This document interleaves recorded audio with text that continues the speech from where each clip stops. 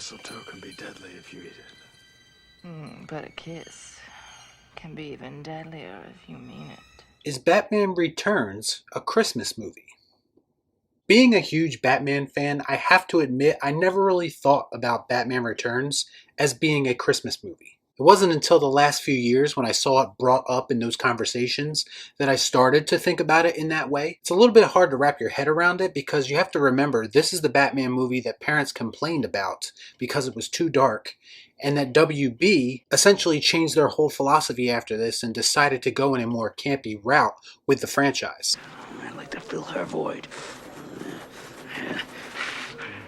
I mean, this movie features sexual innuendo, a plot about drowning sleeping children, and just an overall dark tone that doesn't really scream Christmas spirit. Before I go in depth to what I saw while watching it this time out, I'm going to tell you right now, most of the Christmas connections in this movie are purely aesthetics. It's stuff going on in the background and set design, and there are large sections of this movie that don't mention or look like Christmas at all. So take that into consideration while watching this video. None of this is going to stop me from definitively trying to figure out whether or not this is a Christmas movie and breaking it down to the best of my abilities. As mentioned in my previous video that I did on Lethal Weapon, there's a general criteria I'm going to follow here, and there's certain Christmas elements that I'm looking for in this movie. Those elements are family, nostalgia, romance, Christmas traditions, and music. Without further ado, let's jump right into Batman Returns. Full spoilers, of course. Right off the bat, no pun intended, I love how Gotham is completely blanketed in snow throughout the course of this film.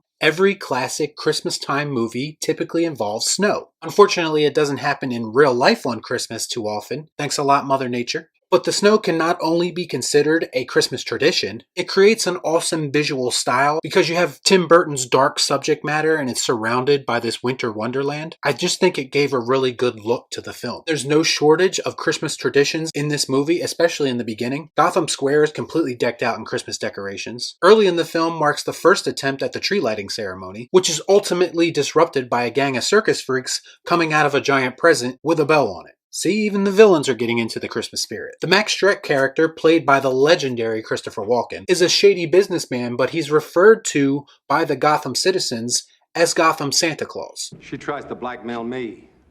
I'll drop her out a higher window. Meantime, I got better fish to fry.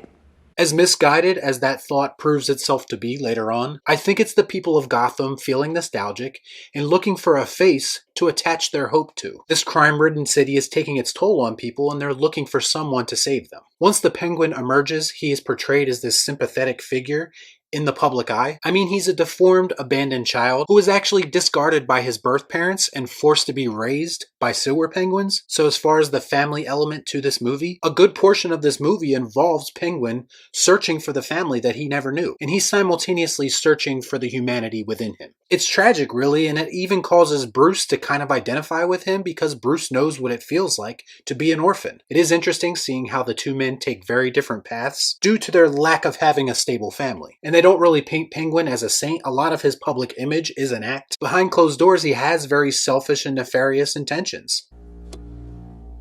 You gotta admit, I played this stinking city like a harp from hell.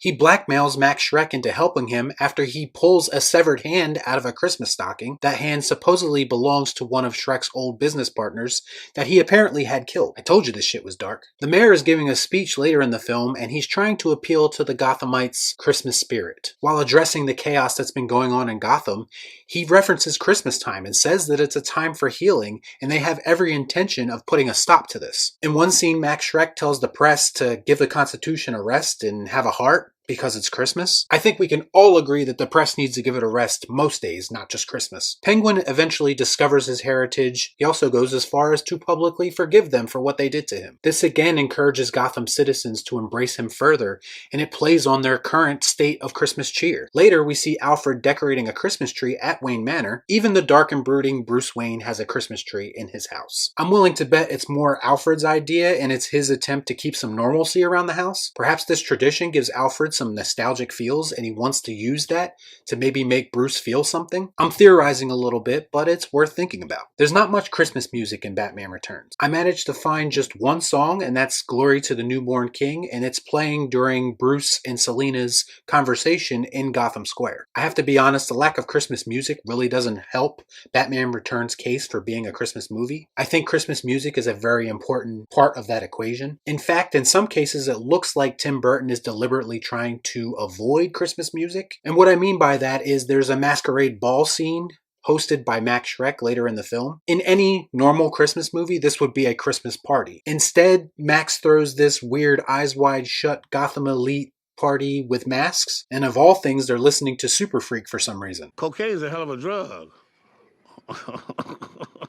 Max is clearly not a fan of Christmas. My previous video on this subject was about Lethal Weapon, and there was no sign of romance in that movie whatsoever. In Batman Returns, there's at least an attempt at romance with the Bruce and Selina characters. It's not a particularly well done romance though. Their connection pretty much boils down to the duality between the two characters, and how they're both damaged, and that's led to them dressing up and running on rooftops. It's not much, but it is a romance nonetheless, so I guess it counts. The line, mistletoe can be deadly if you eat it, but a kiss can be even deadlier if you mean it. It is a cheesy line, but it is a direct reference to the Christmas tradition of kissing under the mistletoe. The movie finishes with Bruce alone again after Selina basically kills herself, or so we thought. But his main dude, Alfred, is the one who's still there and tells him Merry Christmas at the end of the film.